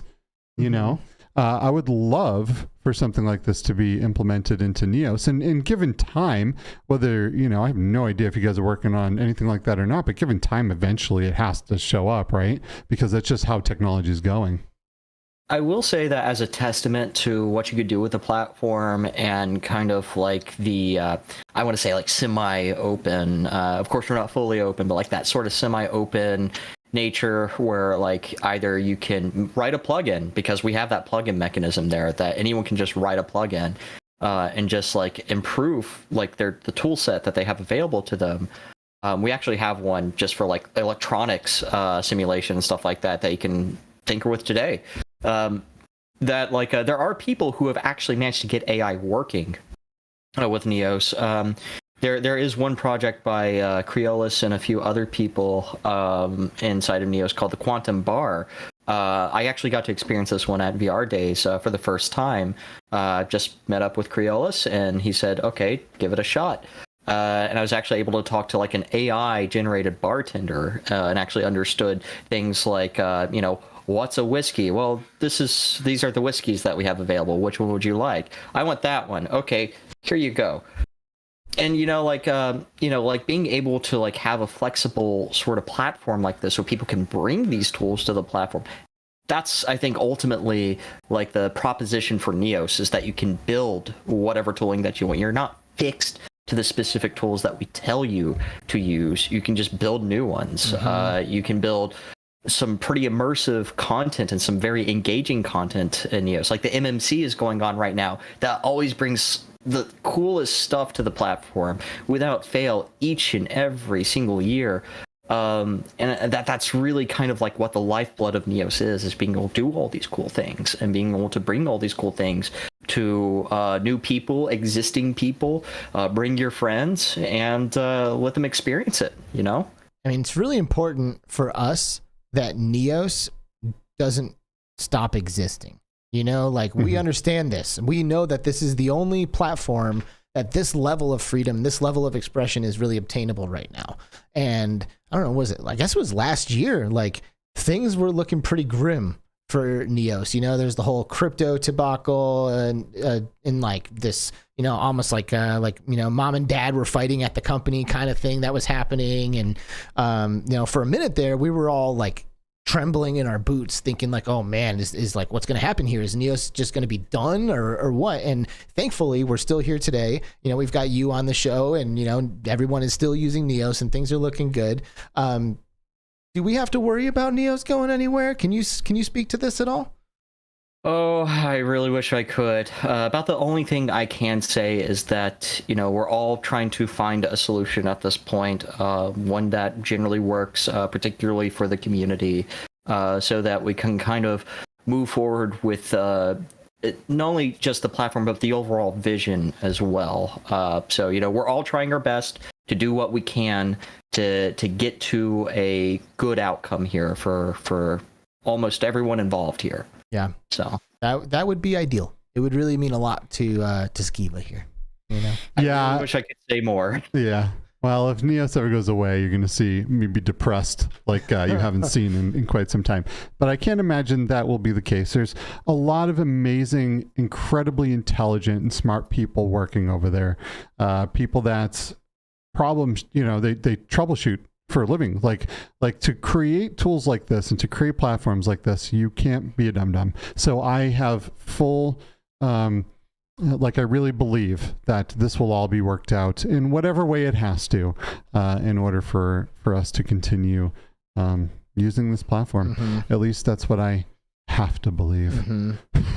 Right. What do you think is, Geenz, what do you think is really important about NEOS, or, you know, about the state of VR today, or social VR, any of this stuff? Like, what is something that's just like, you know, some low-hanging fruit that's pretty important that we should probably talk about that, you know, we haven't really gotten to yet? Is there anything about the platform that you think is worth mentioning? Or, you know, I just want to give you an opportunity to bring something up here. Well, I mean, I think generally the biggest thing that's been important to me, at least not only throughout my career, but personally when it comes down to this stuff, is just metaverse generally. And I know that, like, a lot of people, I mean, it's not like, you know, back whenever Second Life was the big deal in metaverse, whenever you say metaverse and people instantly think, Second Life, that thing that, you know, I can buy land, I can build stuff with my friends, I can go through different experiences with my friends. You know, today it's a little bit of a not great situation, if I'm honest. But, like, we need to really start thinking more about, like, what metaverse even means. I've actually done educational talks on this in recent history. Like, what even is this crazy thing? Is it a crypto thing? And no, sorry, anyone who's into crypto, it's not a crypto thing. Is it like a sort of... I can put a VR headset on thing? Well, that's a part of it, sure. Is it VR chat? It has a lot of the pieces, but they don't quite come together in that way. Is it World of Warcraft? No, absolutely not. It's really kind of like a sort of evolution of the internet in a lot of regards. And I think that's like where NEOS and Second Life and heck, even Roblox nowadays, believe it or not, is really positioning themselves to kind of build what this next generation of the internet is going to be.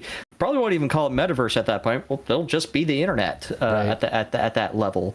And I think that's kind of like where NEOS is important, and where, like, Second Life will continue to be important, and platforms like Roblox, where you have, you know, a much younger age group starting to kind of experience this next generation, where they can kind of do that preferably in a safe space, as they kind of grow up and start to obtain higher end hardware and stuff like that, so they can really truly get this full experience. You know, that's kind of the big thing that I always like to focus on when it comes down to this stuff, is like, where are we going here as we continue to evolve this crazy place that we call the internet, as we continue to pin down what metaverse conceptually even is, and so on. Yeah, you know, does anyone out there truly think that the internet should or will stay as, like, almost like a piece of paper with words on it that you just scroll through forever? Does it sound very futuristic to anyone? It doesn't to me. Like, to me, I see the internet being something that we can become immersed in, somewhere where we can go and have a presence in. Right. Like, I could visit a website right now, but am I really visiting it? Nah. No. You're just looking at some text up on in a browser. Visit. Right. Site. Visit. Go there. These things. You want to go to Amazon and try on some, like look at some clothes? No, like, pick them up, hold them, touch them. You know, going to class, going to school, and sitting on a video call, you know, and seeing text up on your screen. Why would you do that? We're coming up in a time where you can see in great detail all of these things. You can stand next to the sun and hold the earth in your hand and truly see the size and the difference, and then have things come up that tell you all the statistics about all the things that you need to know. You want to, like, learn about how a shark works? Go in there, hop into the shark, pop in its mouth, flow through its bloodstream, and see how it works. Go down into its DNA and see it for yourself. Touch it and hold it. This is not like seeing text on a screen. While that was a great first step, that is not our end point, in my opinion. And I can't imagine anyone wanting it to end there. That's beautifully said, my good sir. Well, thank you. And you're not going to go ahead, Geenz. We even have precedent around a lot of this stuff that's been evolving for the past decade and change around this. Whenever I first really started to take on Metaverse as a profession. This must have been like back in 2009, 2010. I was working for a startup that was building like a patient training simulator on Second Life. Now, one of our very own Probable Prime now has a published paper about surgery planning and things like that, where they used NEOS to demonstrate this stuff, be able to show a patient, this is what we're going to do, have a group of surgeons look at this and review this in 3D, and being able to like go through and make changes in real time. All this stuff, like, this isn't like some far off future sort of thing. This is what we have today, and it's only going to get better. Reese the King showing up at the chat. He's the man. What's up, Reese? Thanks for dropping in. And you guys aren't going to believe this, but Ash Westard gifted another 5 memberships. Wow. In the chat. Thank you. Thank you, Ash. Thank you. That means a lot. God, Thank you. Obnoxious, isn't it? I'm becoming less and less of a fan of that thing. You love the air horn. I guess maybe we'll see how I feel for the next episode. But yeah, Feor's getting one of those. Leroy Dorenberg's getting one of those. Epic Easton's getting it. Asphyxia's getting one of them, and I don't see the other one. But yeah, congratulations, everybody. Heck yeah. Everybody's a member now, thanks to Ash West. Oh, thank you. Thank you for your generosity, and thank you for everyone that's here and everyone that came and everyone that continues to show up every single week to this show. We truly love you. And Reese, really with the $4.99, that's a pound. 4 pounds and 99 mini pounds. like shillings. I don't know. What's the cent version of a? Are they cents? Maybe. That's very possible. Thank you, Reese. What's the small denomination of money with pounds? Is it not ounces? Yeah, I don't know. Shillings. There's shillings. So Hussein X is the other one. There it is. Nice. Congrats, Hussein. Pence. 6 pence. Wait, is that a thing? Pence? I don't know. Pence? I have no idea. This isn't the money podcast. Yeah, it is today, baby. It is today. Thanks for the foreign denominations, my good brother from the other side of the globe. So a question that I had when you guys were kind of talking about, like what the metaverse is and what you can build and kind of all of this stuff that I wanted to ask is like, what if I built something that like I wanted to access later? Like, can you like build a world and then download it and then go in it as like a single player experience later? Or does it always have to be like online connected to servers kind of situation? I think ultimately, like, you need to be able to like experience this both in an offline and online capacity. Online is kind of like where you get your experiences, and then offline is where you enjoy them on your own. That's really how it should be. And like that's kind of like one of those things where we have to like really think about how do we connect all these things, right? Because it can't just always be live services for days. You know, what happens whenever you're working on something locally and just have a project you want to do, or let's say that Metaverse kind of becomes the conduit to build AAA video games in the future. What happens then? Is every video game this online live service sort of hellscape? No, of course not. What we need is, and NEOS can do this to an extent today, you can actually save things to like your local home and to your local machine and be able to just jump in and start experiencing it. It needs to be one of these sorts of things where it's flexible in that regard. Okay. That's a good answer. So I have, for example, me and Z have worked to, port some of Mario Kart into NEOS, but that is not published. People can't go in and search for it and find it because it lives on my hard drive, So unless I fire it up and then other people connect in a peer-to-peer network directly to, to my machine and I host this session, they can't get to it. But you can also publish worlds, and then people will be able to kind of download that and start the service themselves, or launch these if you're a Patreon member on headless servers and have them up and running all the time as well. So it is already very flexible. That's cool. And you could go into your hard drive version of the Mario Kart world offline? Well, I think right now I need to at least authenticate into NEOS and then start it with the NEOS engine, right? But other people can't get in unless I open it to to anyone else. Certainly no one can go and grab it without me going in and giving it to them. Right. Okay, that makes sense. Yeah. So we're going a little long now, but I'm okay with it because I still have another question or two here. Yeah, I mean, I pick up my daughter from school here, so I don't have a ton more time. But well, I do want to know, Geenz, you used to work at Meta, and you watched them basically come out and like pretend like they're coining the phrase metaverse, right? Like, I stopped working there before that point. Right. But okay. Yes. But you've been there. You've been behind the scenes, so to speak, a little bit. I am wondering, what are your thoughts in terms of like Meta's presence in the VR space and their contributions to VR? And like, do you think them changing their name to Meta has like helped things or hindered things, or how do you feel about it? I personally feel it's been a hindrance. A lot of it kind of comes down to, it kind of goes back to like, what people think when they hear the phrase metaverse. Whenever people hear metaverse today, they tend to think of one of two things, and neither of them are particularly positive. The first and most detrimental one is crypto. People, they hear metaverse, they say, hey, isn't that newfangled cryptocurrency or something? And it's like, well, no, it's not. And crypto doesn't really have much to do with metaverse. It can be a tool, but, it's not a metaverse. And that's not at all what metaverse even is.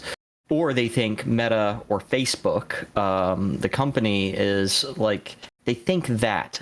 And like, yeah, sure, VR can have a very big role in building a metaverse. Absolutely.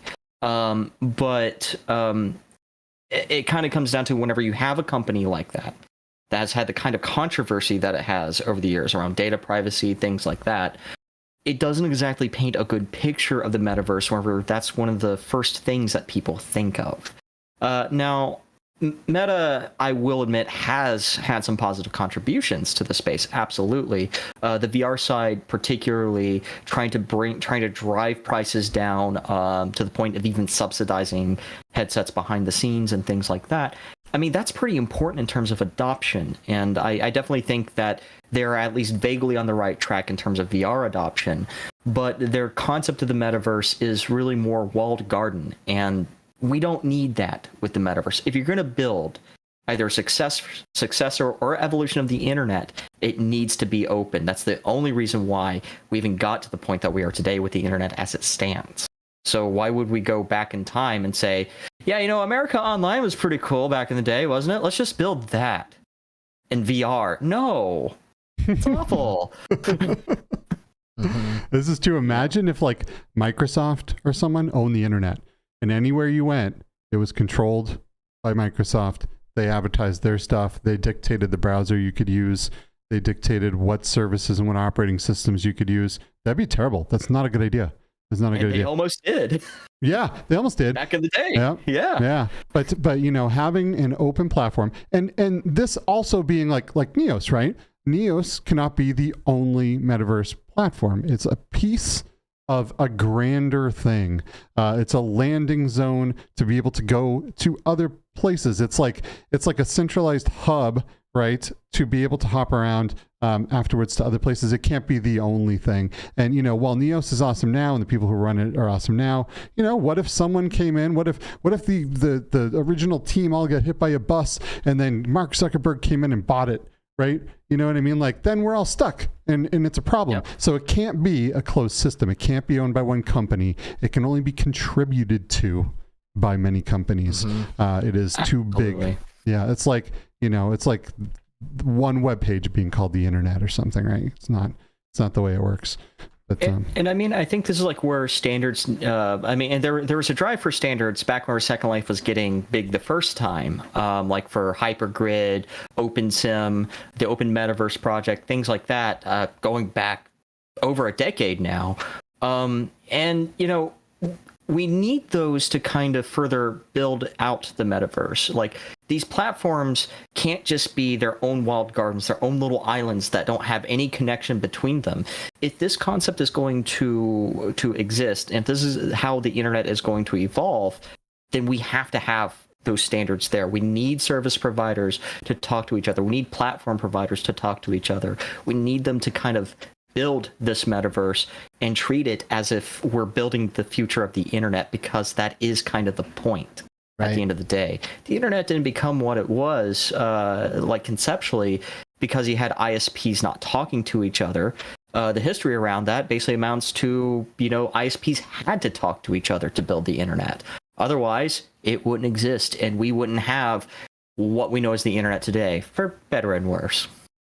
Yeah, I mean, there's duality in all things. You can't escape it. So, like, awesome internet comes with awesome bad things that happen, and I just mean awesome and like as powerfully bad as powerfully good it is, but yeah, I mean, I think anybody in the Between Realities community is probably the kind of person to agree with this perspective, and obviously nobody wants a Facebook controlled internet, right? So that's a good thing, that we have things like NEOS to kind of hopefully lead the charge as it becomes easier to access across more platforms.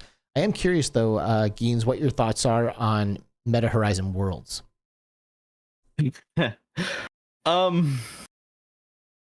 me think of a nice way to put this that doesn't involve lack of legs. Well, they're trying, all right? I'll give them that. They are trying to add legs. But that's not one of my primary criticisms around it. My overall biggest criticism around it is kind of goes back to that open internet side of things. I am of the belief that if you were to let Meta go through and control the future of the metaverse and the destiny of the metaverse, ultimately you are giving them the ability to choose the destiny of the internet, and not into that. And Horizon Worlds is to some extent indicative of that. You have the content that they want you to be able to have access to. They have the social experiences that they want you to be able to experience, and so on. And a lot of their decision making has been a combination of proving that point, like with the whole personal sort of distance thing that they tried to do, and eventually relented on because people just didn't want that. I'm not a big fan. I understand where they're going with it and what they're trying to do in the nicest possible ways, and I think that's kind of cool that they're trying to have these worlds that anyone can build and so on and experience with their friends. But ultimately, at the end of the day, I don't think that's really what the future of the metaverse and the internet needs. We don't need that sort of thing, and just really not a fan. Yeah. So yeah. I mean, I've talked a lot of crap about Horizon Worlds on this show and in other places. We did have a pretty good time in there with Jay Dunn and Joy Rain when they kind of showed us their worlds, and they spend all kinds of time in there. They're world builders in there, and they really enjoy it. But I honestly believe that I would have a blast with them anywhere. You know what I mean? I don't know if that was the fact that Horizon Worlds was the platform that we were in, or they're just really cool. Yeah, I mean, Horizon itself is fine. I've had some great times in there. I've seen some amazing things, and people have been able to create awesome pieces of art and great stuff in there. My only problem with Horizon is just who the company that owns it. You know what I mean? We need this stuff to be accessible on mobile chipsets as of this point in time, because that's what people are budgeting for when it comes to VR. They have to be able to access this stuff, or a metaverse without people. I don't know what that even is. A ghost town, a ghost verse. I don't even know. Right. But either way, so that's good. But Meta. There's some issues there. There's privacy issues. There's ethical issues and moral issues, and so I don't want them to control anything. Yeah, and I mean, it just to kind of go further down that sort of rabbit hole of Meta and their decision making and stuff like that around the side of things. I mean, let's talk about as Oculus kind of grew up as a company, and then eventually the acquisition happened where they actually started to have a viable product with the Rift and all this other stuff. Suddenly it's oh yeah, by the way, guys, just so you know, anything you buy on the Oculus store, gotta use an Oculus headset. Sorry. It's guys, this isn't how you improve the state of the art. This isn't how you raise the bar. This isn't, how you go through and build an industry by doing these sorts of things. And, ultimately people are just plug in the damn headset and just put on your favorite headset. It'll still work all the same. It's whenever you have these kinds of practices, and the company very much is not backing down, and if anything, they've doubled down a lot of this stuff, it doesn't paint a good picture for the future of the industry whenever you have a big player like Meta who is pushing these sorts of policies through their own platforms and so on and so forth. To me, personally, I feel that this is one of those situations where, you know, there needs to be some sort of legislation that says if you are, I mean, and this is like where antitrust is supposed to step in, right? And we all kind of know what that tends to lead to in recent history. Not much of anything. There needs to be better legislation here that says, okay, well, if you basically own a significant chunk of this industry and you are a platform provider, you're a store provider, you need to be able to have like no walls around that. You need to allow your competition to be able to partake in this sorts of content and so on and so forth. But, you know, that's a much bigger conversation as far as app stores and platforms and so on that I could go on for hours around. It's a really good point, though. It's a really good point. Because, like, if I buy a game on Steam, Steam doesn't care what headset I'm using. I can even use the Oculus headsets or the Meta headsets if I want to. Yeah, they don't care. Yeah, but if I buy Beat Saber on my Quest, that's it. You're locked in. Yep. I'm locked in. I don't even think I get Beat Saber for the Rift if I buy it on Well, if you buy it on the Rift, so you can use Revive, but Revive is a tool. It's a hack that someone made so you can use other headsets on that platform. It's not supported. They made the conscious effort to not support any other type of headset on their platform. And I remember when that whole thing was being talked about and when that all went down, and it was very disconcerting. And like, it kind of goes back to what I was saying about imagine if, like, you know, if Microsoft owned the internet and they're like, nope, you can only use Internet Explorer, you can only use Edge, and you can only use Windows to access this stuff. That is not the way to go. Imagine if you had to have a Samsung computer to use a Samsung monitor. Like, nope, this monitor doesn't work on this computer. Nope, sorry, you can't see the thing because you don't own the brand name of this. Like, that's not a world that I really want to live in. Yeah, and the PC industry, the computer, like, it didn't evolve just because we had people trying to keep you within these walled gardens. That isn't how it worked at all. And going back to the internet, it didn't evolve because you had like one or two ISPs building their walled gardens. No, it evolved because everyone was cooperating with one another. Everyone was trying to build the next state of the art together. Yeah, sure, you can argue patents and all that other stuff, but ultimately, at the end of the day, it fostered competition. It fostered people to actually build things. And wherever you do it like that, like Meta's trying to do it, it shuts it down.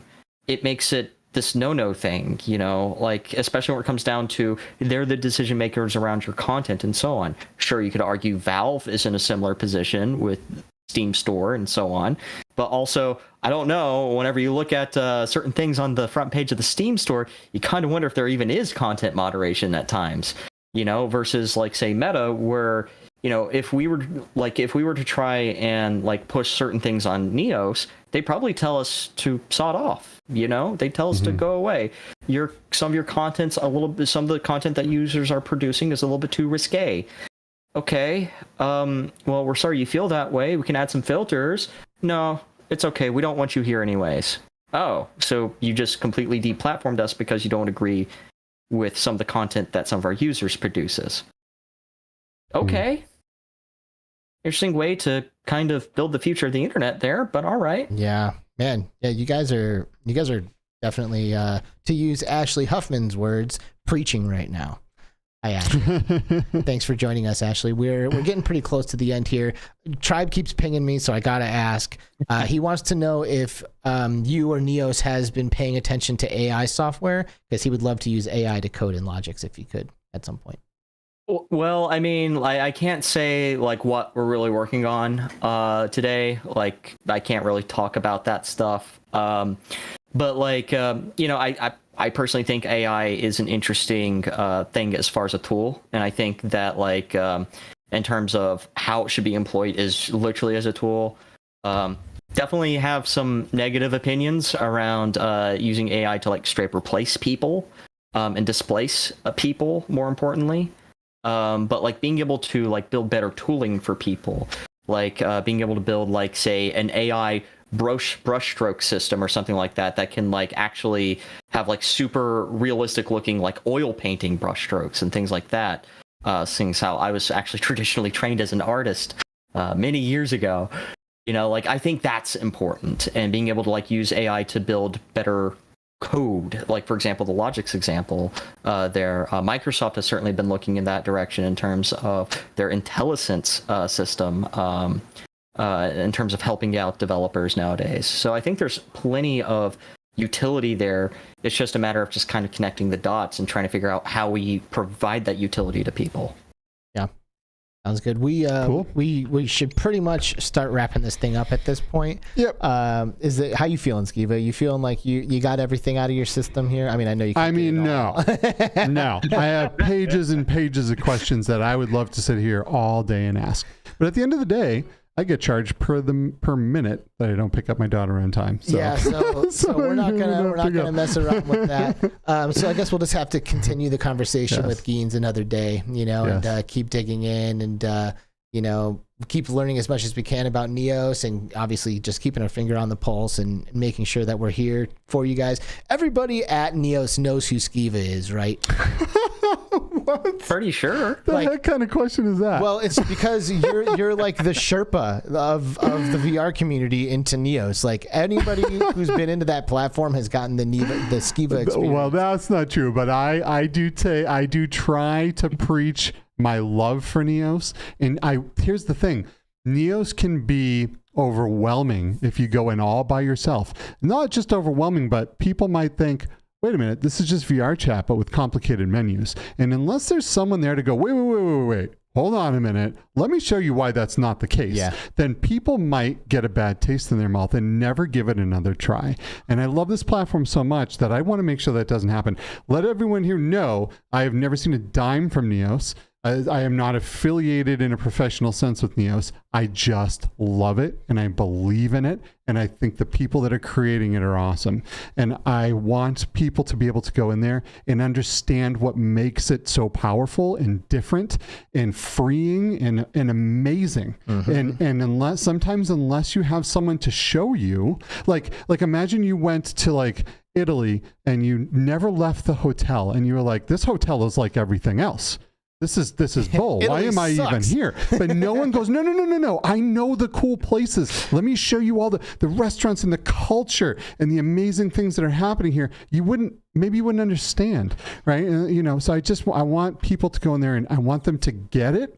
And then if they don't want to come back, cool, right? But people have to be, you know, I just want to provide a good experience. Amen. You know, so people understand why it's so special. Amen. And we're all very grateful to you for making sure that happens, because, you know, we've all had some of our favorite VR experiences. And Tribe is doing this all the time, bringing people into NEOS and really showing. He's another firm believer and someone that has taken so much time in in onboarding people and going through the system with me too, like the both of us trying to like kind of perfect how we do things and not overwhelm users or not, you know. So anyway, all right, Geenz, give us some closing thoughts before we kick you out of here. Oh, geez. Trying to think of something nice to say is kind of hard sometimes. Give you the benefit of the doubt here. Positive thoughts, right?